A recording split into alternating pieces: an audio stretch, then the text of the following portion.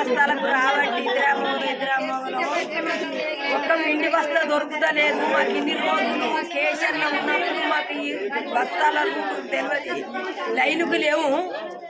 ఇక ఇట్లా ఆయన వచ్చి ఆయన గెలిచి ఇంకా ఆడోళ్ళకు ఇట్లా గోస పుచ్చుకుంటాడు.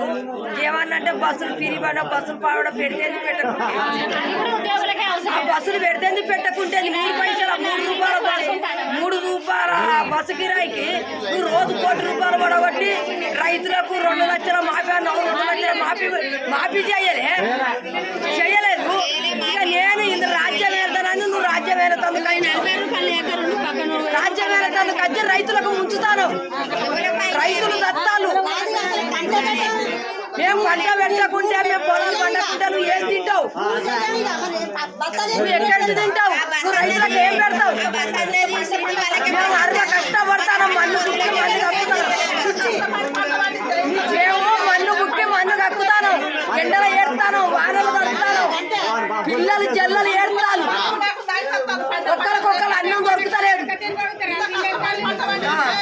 దేని కొరకు తింటారా? ప్రభుత్వం ఎక్కింది, చాతగాను ఉండాలి పక్కకుంటూ, ఇప్పటికైనా పక్కకుంటూ. ఎవడో పొలం ఉన్నాడు వెళ్తాడు.